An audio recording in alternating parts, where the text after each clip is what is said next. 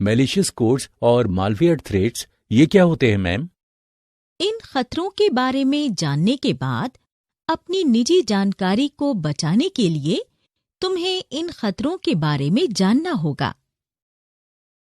इसके लिए तुम्हें मैलिशियस कोड्स और मालवेयर थ्रेट्स के बारे में जानना होगा, जो तुम्हारे व्यक्तिगत सिस्टम को तबाह करने की कोशिश कर सकता है।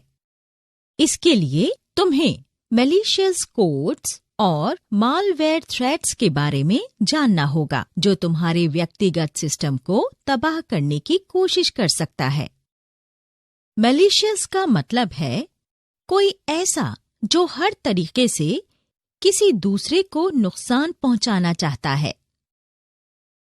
इसी तरह कुछ लोग इंटरनेट में मालवेयर सिस्टम्स को खराब करने या बर्बाद करने के लिए बनाए जाते हैं। ये मालवेयर्स इस तरह भी बनाए जाते हैं जो अपने भी कंप्यूटर सिस्टम में प्रवेश के लिए अधिकृत होते हैं। ये घुसपैठिए ऐसे प्रोग्राम्स बनाते हैं जो बड़ी संख्या में उन सिस्टम्स में घुसपैठ की कोशिश करते हैं जिन्हें आम लोग इस्तेमाल करते हैं, जिसके जरिए वो मालवेयर को फैला सकें या एक ऐसा प्रोग्राम बना दें हमें जिसकी जरूरत ना हो। घुसपैठिए जिन मालवेयर को बनाते हैं वो किसी प्रोग्राम से जुड़कर या मैक्रोस के जरिए कंप्यूटर को नुकसान पहुंचाते हैं। इस तरह के मालवेयर बड़ी आसानी से किसी भी संचालन प्रणाली या जिसे ओएस भी कहा जाता है उसमें इंस्टॉल हो जाते हैं। कोई घुसपैठिया नेटवर्क में मौजूद किसी उपकरण या ब्राउज़र और एक सॉफ्टवेयर के जरिए ये पता लगाता है कि तुम कौन सी साइट्स का अक्सर इस्तेमाल करते हो और तुम्हारे सिस्टम में वो घुसपैठ कर सकता है। ज्यादातर इंटरनेट उपयोगकर्ता अनजाने में कुछ ऐसी साइट्स पर क्लिक कर देते हैं जो उन्हें फायदेमंद गिफ्ट्स वाली किसी साइट पर क्लिक करने के लिए कहती हैं और इन साइट्स के जरिए धोखाधड़ी की जाती है। इसलिए किसी भी साइट पर क्लिक करते वक्त सतर्क रहें। आपने बहुत जरूरी जानकारी दी है नंदिता मैम, पर मेरी समझ में ये नहीं आया कि इंटरनेट इस्तेमाल के दौरान इन खतरों को वर्गीकृत कैसे कर सकते हैं। ठीक है, मैं तुम्हें बताती हूँ कि नेटवर्क थ्रेट को कैसे वर्गीकृत कर सकते हैं।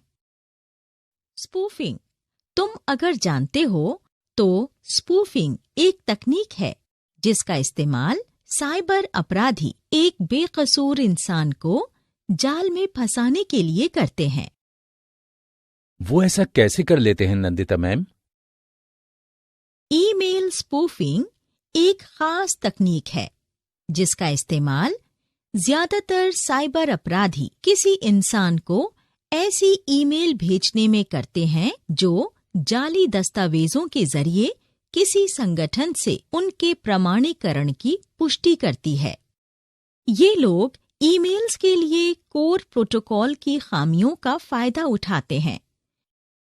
वे नेटवर्क की कमजोर कड़ियों को खोजते हैं और फिर फर्जी ईमेल्स बनाकर उनकी साइट्स के निजी खाते में बल्क संदेश भेजकर उन्हें फंसाना चाहते हैं। कई उपयोगकर्ता जो इंटरनेट का ज्यादा इस्तेमाल नहीं करते, इनके झांसे में आ जाते हैं और इनके धोखे का आसान शिकार बन जाते हैं और अंत में अपनी कीमती जानकारी गंवा देते हैं। कभी कभी वो ऐसे एड्रेस से भेजेंगे जो आपको जाना पहचाना लगेगा, पर तुम्हारे जाने पहचाने ईमेल से इस तरह के प्रस्ताव नहीं आ सकते। तो जब भी तुम्हें इस तरह के स्पूफ ईमेल्स मिलें, सतर्क रहना। ये तो बहुत ही बुरा है नंदिता मैम कि कुछ लोग बेकसूर लोगों की निजी जानकारी में सेंध लगाने के लिए इतना सारा जोखिम उठा सकते हैं मैम। ये तो इनके खेल का एक नमूना है राजेश। और भी चीजें हैं। मैलिशियस कोड्स और मॉलवेयर थ्रेड्स के बारे में जानते हो?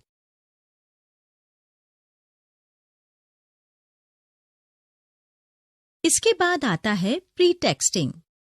प्री टेक्सटिंग क्या होता है मैम? अगर हम प्री टेक्सटिंग टर्म की बात करें तो ये संचालन का एक तरीका है जिसका इस्तेमाल कई लोग सोशल इंजीनियरिंग में इस तरह करते हैं जिसके जरिए अपने मकसद को कारगर तरीके से रखकर इंटरनेट के बेकसूर उपयोगकर्ताओं का यकीन हासिल कर सकें। उनका असली मकसद एक फंसाने वाला परिदृश्य बनाना और इसके जरिए किसी की निजी जानकारी चोरी करना होता है।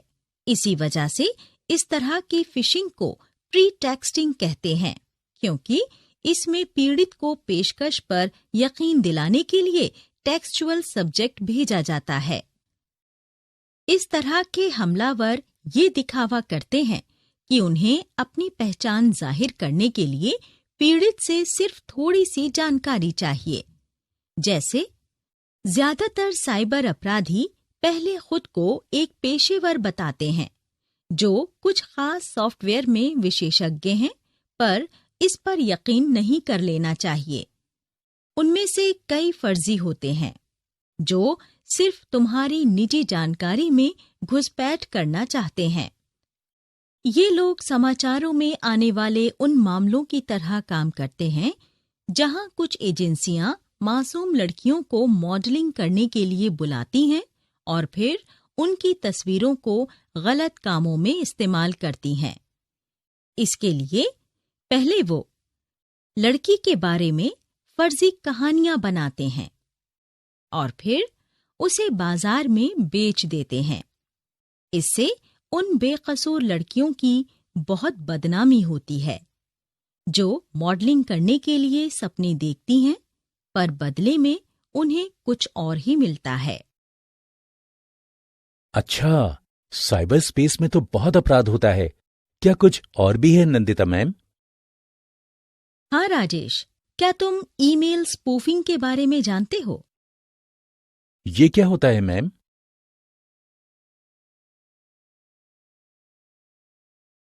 चलो स्पेयर फिशिंग से शुरू करते हैं। Spear fishing? तुम्हारी जानकारी के लिए बता दूं, स्पेयर फिशिंग फिशिंग ईमेल का ही एक रूप है जो कम उपयोगकर्ताओं को भेजा जाता है, पर इसमें ईमेल को बनाने में ज्यादा मेहनत की जाती है जिससे लगे कि ईमेल किसी बहुत प्रामाणिक साइट से आया है और संगठन का ही है। वो खुद को अच्छी तरह जाने पहचाने किसी संगठन के सदस्यों के तौर पर भी पेश कर सकते हैं, जिससे तुम्हें यकीन हो जाए कि उन्हें भेजी गई निजी जानकारी से तुम्हें कोई खतरा नहीं है। इन स्पेयर फिशिंग के हमलावर किसी ऐसे इंसान को संदेश भेजते हैं जो उन्हें अपनी निजी जानकारी देने के लिए तैयार हो जाए। उदाहरण के लिए एक मछुआरे को ही ले लो जो पानी में चारे वाला हुक फेंकने के बजाय उससे एक खास मछली को पकड़ना चाहता है। हमलावर भी सोशल मीडिया से जुटाई गई जानकारी का इस्तेमाल कर अपना शिकार चुनने में काफी मेहनत करते हैं और ईमेल्स प्रामाणिक लगें इसके लिए नकली या धोखे वाले एड्रेसेस का इस्तेमाल करते हैं। राजेश, ये याद रखना, यहाँ तक कि ईमेल भेजने वाला पूरी तरह पेशेवर और किसी प्रतिष्ठित संगठन से जुड़ा हुआ लग सकता है, पर वो भी फर्जी हो सकते हैं। ये तो बहुत ही खतरनाक है मैम। वो किन और तरीकों से हमें नुकसान पहुंचा सकते हैं? इस तरह के लोगों को समझने के लिए तुम्हें पहले वेलिंग और बेटिंग के बारे में जानना होगा।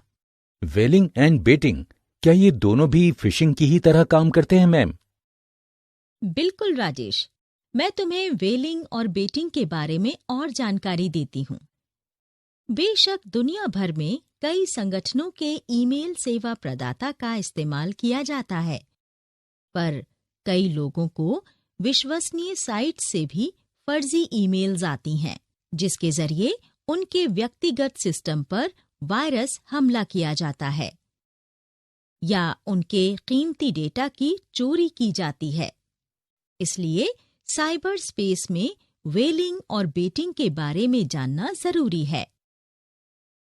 अब बात करते हैं व्हेलिंग और बेटिंग की। ये क्या होते हैं मैम? अगर व्हेलिंग की बात करें तो ये उन फिशिंग ईमेल्स पर लागू होता है जो किसी संगठन के वरिष्ठ अधिकारी को भेजी जाती हैं, जिनके मातहत कई लोग काम करते हैं। इस तरह से एक घुसपैठिया किसी संगठन की जरूरी जानकारी हासिल कर लेता है और समझ जाता है कि अपने फायदे के लिए संगठन से कैसे छेड़छाड़ की जा सकती है। इसके बाद बेटिंग है। बेटिंग एक दूसरा तरीका है जिसके जरिए हमलावर किसी इंसान या संगठन को फंसाने के लिए वस्तु या सामान देने का वादा करता है। वो उपयोगकर्ता को मुफ्त में संगीत या फिल्म डाउनलोड करने का प्रस्ताव दे सकता है, पर इससे पहले आपको कुछ साइट पर अपना लॉगिन विवरण देने के लिए कहेगा। इन विवरणों के जरिए बाद में धोखाधड़ी की जाती है। कुछ ऐसे मामले मिले हैं जहां इस तरह के लोग अक्सर आने जाने वाले रास्तों पर पेन ड्राइव फेंक देते हैं। कुछ मासूम लोग इन्हें उठा लेते हैं और इनमें संग्रहीत एप्लीकेशन को अपने सिस्टम में चलाना चाहते हैं। पर अक्सर इस तरह के उपकरणों में मैलिशियस सॉफ्टवेयर रहते हैं, जिनका मकसद व्यक्तिगत सिस्टम में घुसकर डेटा चोरी करना होता है। हमने कई बार देखा है कि किसी पेट्रोल पंप या दूसरे सामाजिक केंद्रों पर पेन ड्राइव मुफ्त में बांटी जाती हैं, जिनमें बांटने वाली कंपनी के विज्ञापन भरे होते हैं। अगर तुम ऐसी कोई पेन ड्राइव इस्तेमाल करते हो तो इसकी जांच जरूर कर लो कि अंदर संग्रहीत प्रोग्राम्स खतरनाक न हो। इनका मकसद नेट पर किसी के निजी डेटा में सेंध लगाना है। ज्यादातर मामलों में इनमें मैलिशियस चीजें होती हैं जो हमारे कंप्यूटर को खराब कर देती हैं। वैसे तो इन पेन ड्राइव्स का इस्तेमाल नहीं करना चाहिए, पर अगर करना हो तो पहले किसी भरोसेमंद सिस्टम से इसे साफ कर लो। तो नंदिता मैम, मुफ्त की पेन ड्राइव्स भी हमारे व्यक्तिगत सिस्टम के लिए खतरनाक हो सकती है ना? हाँ राजेश, तुम्हें कुछ और भी बताती हूँ। सबसे पहले फिशिंग ईमेल आता है। ये सोशल इंजीनियरिंग का सबसे आम तरीका है जिसके जरिए कोई घुसपैठिया हमारे सिस्टम को नुकसान पहुंचा सकता है। पर असल में ये फिशिंग क्या होती है मैम?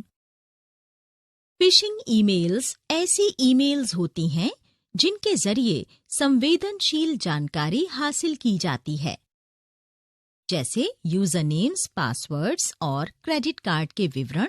इनके जरिए तुम्हारे बैंक खाते से पैसे निकाल लिए जाते हैं। मैलिशियस लोग इन फिशिंग ईमेल्स को भेजते हैं और किसी ऐसे इंसान के रूप में अपनी पहचान कराएंगे जिन पर तुम यकीन कर सको। उदाहरण के तौर पर तुम्हें एक ऐसी ईमेल मिलती है जिसमें तुम्हें किसी एजेंसी का लॉटरी विनर बताया गया है। कोई भी मासूम उपयोगकर्ता ये जानने के लिए कि उसने क्या जीता है, इन फिशिंग मेल को देखने लगेगा। जैसे ही वो ईमेल खोलेगा, ये एजेंसियां तुम्हारे सिस्टम में घुसने के लिए एक प्रोग्राम भेजेंगी, जिससे वो तुम्हारी जरूरी जानकारी चोरी कर सकें। ये एक बहुत ही आम तरीका है और लोग इसमें फंस जाते हैं। ओह, ये तो बहुत खतरनाक है नंदिता मैम। पर मेरी समझ में ये नहीं आया कि इसे फिशिंग क्यों कहते हैं। दरअसल फिश शब्द ठीक फिश की तरह ही बोला जाता है। फिशिंग ईमेल और मछुआरे में एक समानता है, ठीक वैसे ही जैसे वो पानी में चारा लगाकर एक हुक फेंकता है और उम्मीद करता है कि कोई मछली उसे खाने आएगी और हुक में फंस जाएगी। तो हम फर्जी एजेंसियों के बनाए किसी जाल में फंस सकते हैं जो इंटरनेट के जरिए हमारी निजी जानकारी लेना चाहते हैं। बिल्कुल राजेश, पर ये फर्जी एजेंसियां इंटरनेट पर और भी तरीकों का इस्तेमाल करती हैं।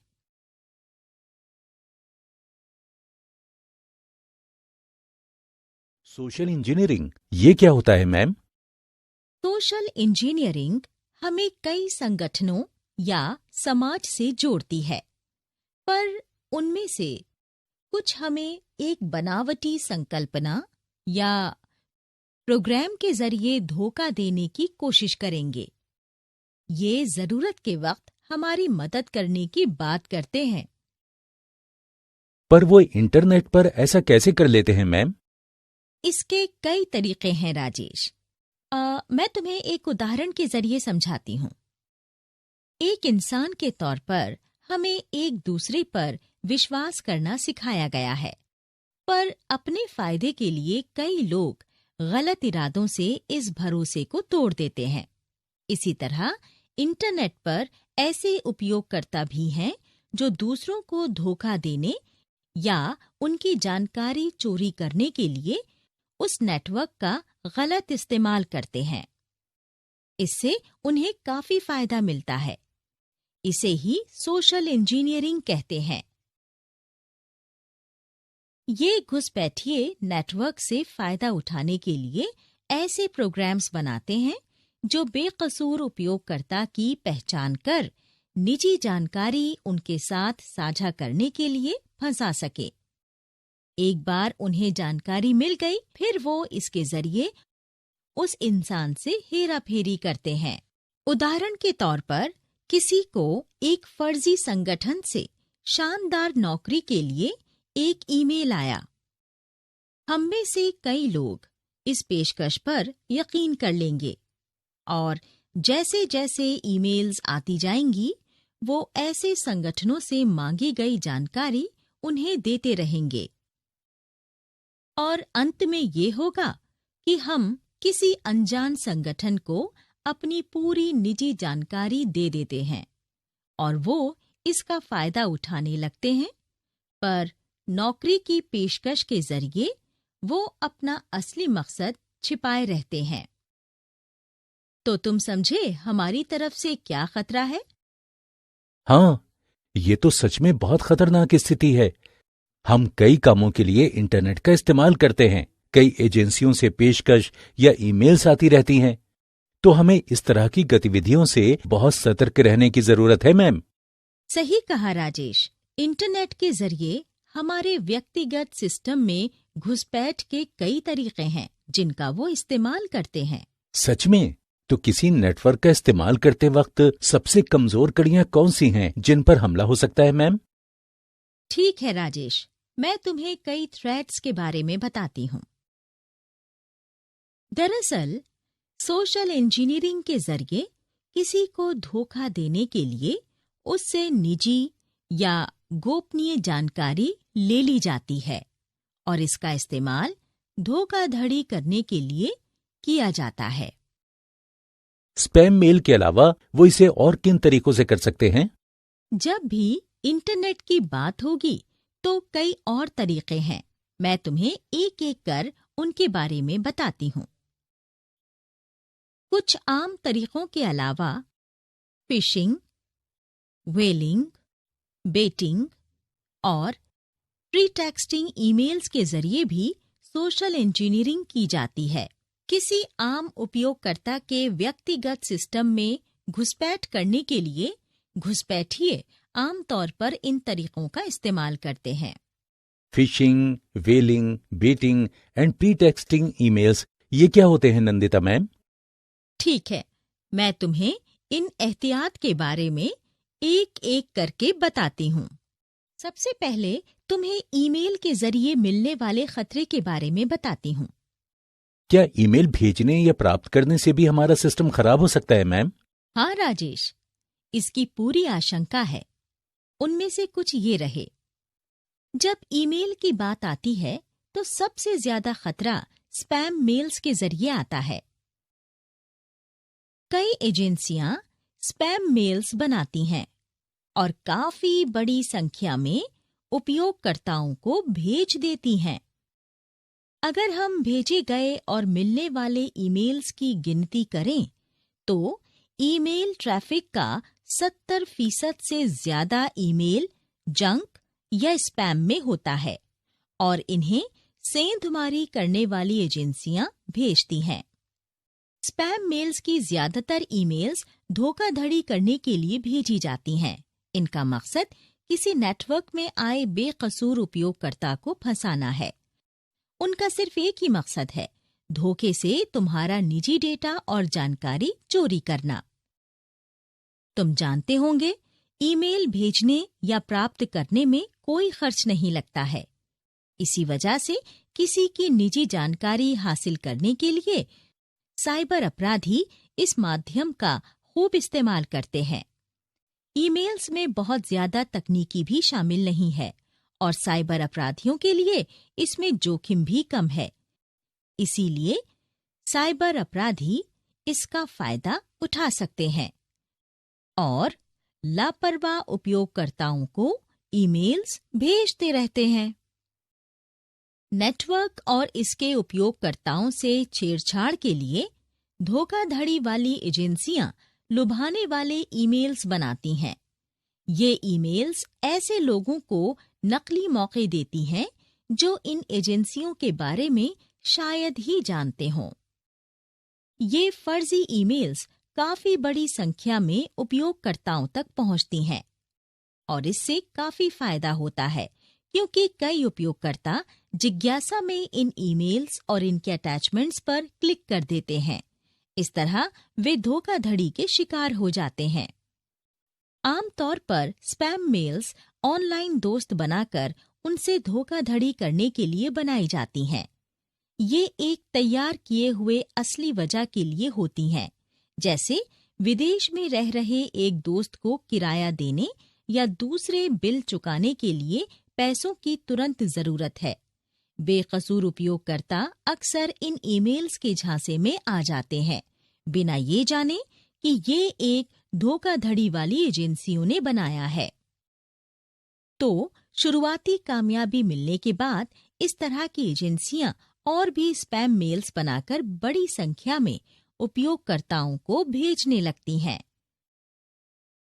वो ज्यादातर ऐसी ईमेल्स भेजती हैं जिनमें किसी के इलाज का बिल चुकाने या किसी अनजान लॉटरी ड्रॉ में बड़ी रकम जीतने या फिर किसी ईमेल सेवा प्रदाता ने अचानक से आपको बड़े विजेता के रूप में घोषित कर दिया है, इस तरह की बातें आपको ईमेल द्वारा कही जाती हैं।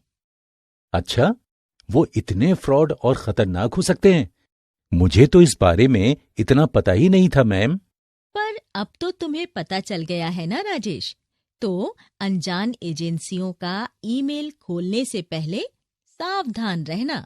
आगे से मैं ये जरूर करूंगा मैम। तो क्या नेट इस्तेमाल करते समय अन्य दूसरे खतरे भी होते हैं मैम? हाँ राजेश, और भी हैं। मैं तुम्हें सोशल इंजीनियरिंग के बारे में बताती हूँ। नंदिता मैम, क्या आप बता सकती हैं कि इंटरनेट सिस्टम में हम पायरेसी से कैसे निपट सकते हैं? बिल्कुल राजेश।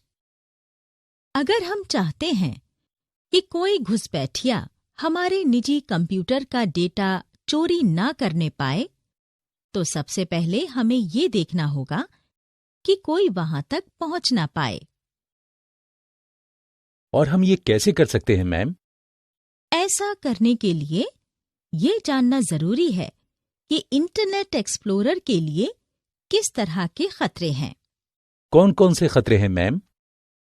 ठीक है, मैं तुम्हें ऐसे कई खतरों के बारे में बताती हूँ जो हमारे व्यक्तिगत सिस्टम को नुकसान पहुंचा सकते हैं।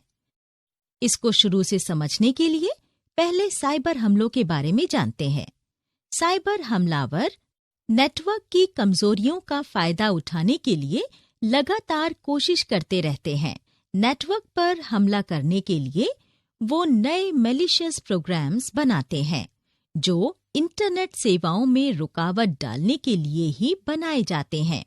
इन हमलों का मकसद डेटा बर्बाद करना, चोरी करना, निष्क्रिय करना, छेड़छाड़ करना, बेनकाब करना, बिना अनुमति के प्रवेश करना या इसका इस्तेमाल करना है।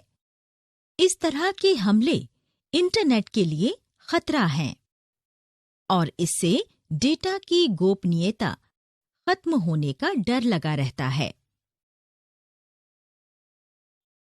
थ्रेट का मतलब खतरे की आशंका या उसकी चपेट में आ जाना है और इसमें सिस्टम के नुकसान, क्षति या बर्बाद होने का जोखिम हमेशा बना रहता है। अगर हम वल्नरेबिलिटी की बात करें तो इसके जरिए किसी सुरक्षा प्रोग्राम की कमियों या खामियों की पहचान की जाती है। हमलावर इन खामियों का फायदा उठाकर सिस्टम में बिना अनुमति के ही प्रवेश करना चाहते हैं। इन साइबर हमलों में ज्यादातर का मकसद गोपनीयता, अखंडता या उपलब्धता को नुकसान पहुंचाना है, क्योंकि ये तीनों सुरक्षा के मुख्य स्तंभ हैं, जिन्हें हम CIA ट्राइड कहते हैं। इस वजह से हमारे लिए ये जानना बहुत जरूरी है कि हम साइबर सुरक्षा से जुड़े कुछ जरूरी नियमों के बारे में जानकारी रखें। नंदिता मैम, ये साइबर हमलावर नेटवर्क को मैलिशियस कामों के लिए क्यों बर्बाद करते हैं? क्योंकि उन्हें लगता है ऐसा करके वो पैसा कमा सकते हैं। ओह, तो फिर हम इन खतरों से कैसे बच सकते हैं? ये जानने के लिए हमारा उन तरीकों के बारे में जानना जरूरी है जिनके जरिए घुसपैठिए हमारे सिस्टम में घुस जाते हैं। मैं तुम्हें कुछ तरीकों के बारे में बताती हूँ जिनसे तुम बच के रहना। अब तक ली गई किसी जानकारी के लिए तस्वीर के ऊपर लगे बटन पर क्लिक करें।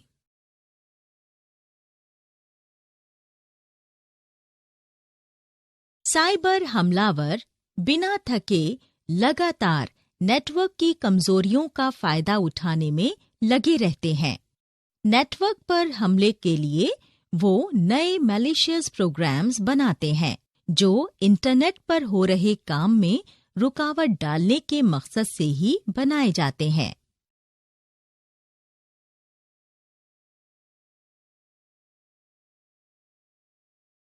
स्पैम मेल्स कई एजेंसियां बनाती हैं और बड़ी संख्या में उपयोगकर्ताओं को भेज देती हैं।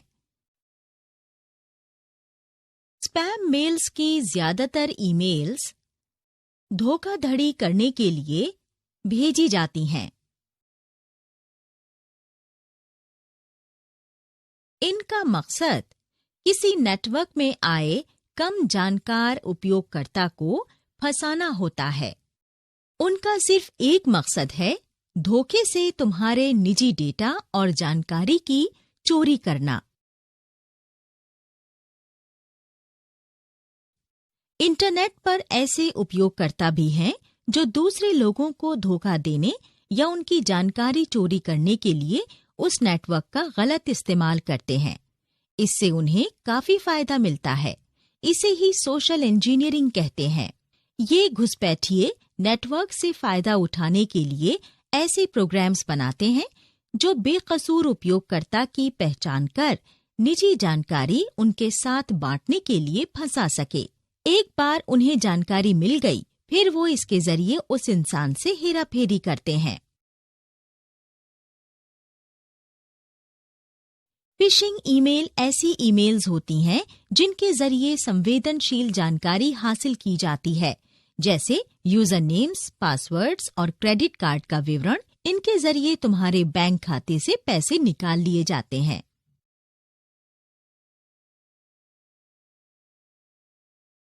वेलिंग उन फिशिंग ईमेल्स पर लागू होती है जो किसी संगठन के वरिष्ठ अधिकारी को भेजे जाते हैं, जिनके मातहत कई लोग काम करते हैं।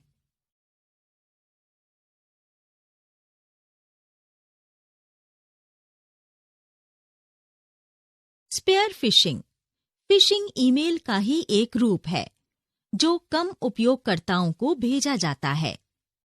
पर इसमें ईमेल को बनाने में ज्यादा मेहनत की जाती है, जिससे लगे कि ईमेल किसी बहुत प्रामाणिक साइट से आया है और संगठन का ही है।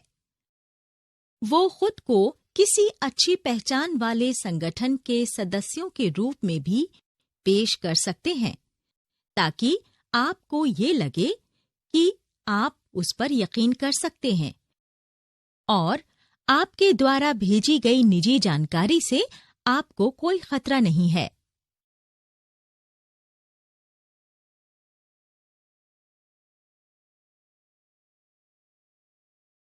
बेटिंग एक दूसरा तरीका है जिसके जरिए हमलावर किसी इंसान या संगठन को फंसाने के लिए वस्तु या सामान देने का वादा करता है। वो उपयोगकर्ताओं को मुफ्त संगीत या फिल्म डाउनलोड करने का प्रस्ताव दे सकते हैं, पर इससे पहले आपको कुछ साइट पर अपना लॉगिन विवरण देने के लिए कहेंगे। इन डिटेल्स के जरिए बाद में धोखाधड़ी की जाती है।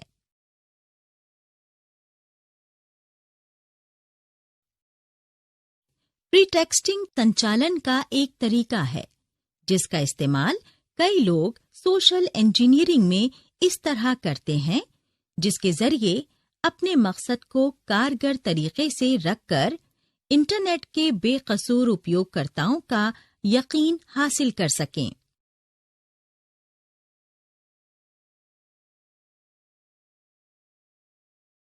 ईमेल स्पूफिंग एक खास तकनीक है जिसका इस्तेमाल ज्यादातर साइबर अपराधी किसी इंसान को ऐसी ईमेल भेजने में करते हैं जो जाली दस्तावेजों के माध्यम से किसी संगठन से उनके प्रामाणिकता की पुष्टि करती है।